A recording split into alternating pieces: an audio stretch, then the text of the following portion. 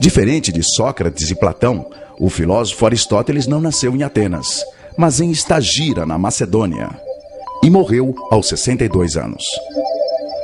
Conhecido como Estagirita, era filho de Nicômaco, médico e amigo do rei Aminta II da Macedônia.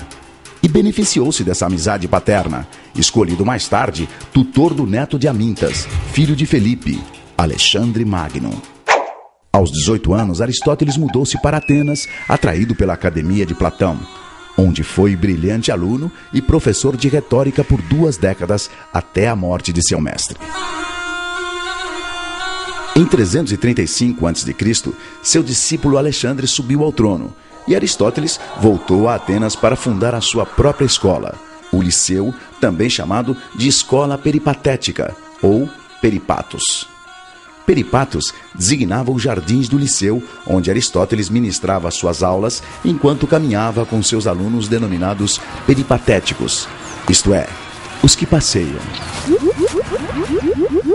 A Academia de Platão estimulava o ensino da matemática.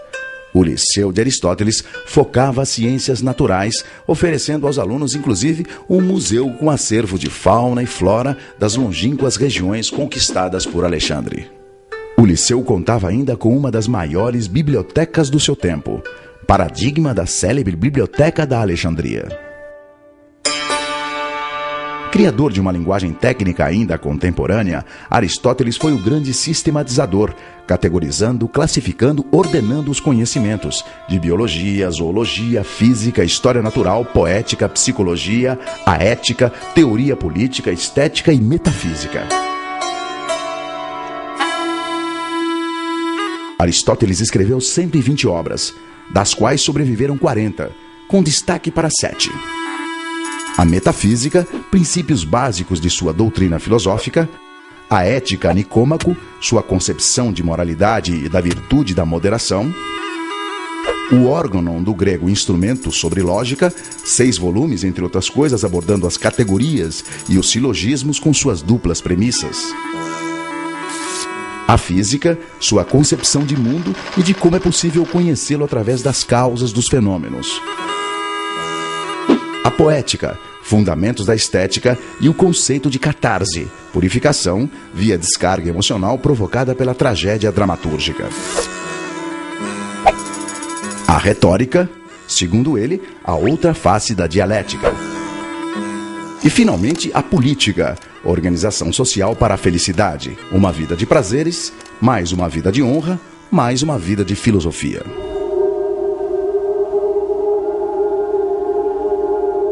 Aristóteles foi um crítico da teoria das ideias. Ele não acreditava num mundo de ideias à parte, com as formas ideais das coisas, nem que o que se via no mundo real fosse cópia imperfeita ou simulacro de um mundo das ideias.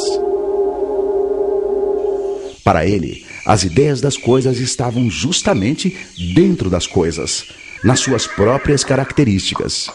Ao contrário de Platão, ele entendia que a ideia cavalo, por exemplo, era um conceito criado pelos homens. Criado, aliás, depois da experiência de observar um bom número de cavalos, e não antes. Diferente de seu mestre, Aristóteles considerava os 5 sentidos preciosas fontes de informação, para os homens e animais. A diferença é que os humanos raciocinam, isto é, usam as informações captadas pelos sentidos para inferir, generalizar e, principalmente, para comunicar suas descobertas aos outros. Graças à linguagem, muito importante para Aristóteles, pois permite transmitir o conhecimento de geração a geração. Quando alguém diz, por exemplo, a parede da sala de aula é branca, só essa descrição da característica do objeto já revela 2 habilidades. Uma, da percepção visual, outra, da percepção mental. Revela, na mesma parede, o igual e o diferente. Parede indica que eu conheço outras paredes, por isso sei que esta é uma delas. Branca indica que existem outras cores de parede, por isso digo, esta parede, a da sala de aula, é branca e não azul. Com seu espírito de bibliotecário da natureza, Aristóteles constatou que todos os seres do mundo têm semelhanças entre si, que a natureza apresenta padrões, e que dentro desses padrões há uma hierarquia dos seres. Ele descobriu que tudo que existe se classifica em vivo, animado, e em não vivo, inanimado. Os vivos se dividem em animais e vegetais, e os animais, por sua vez, em racionais e irracionais, etc, etc.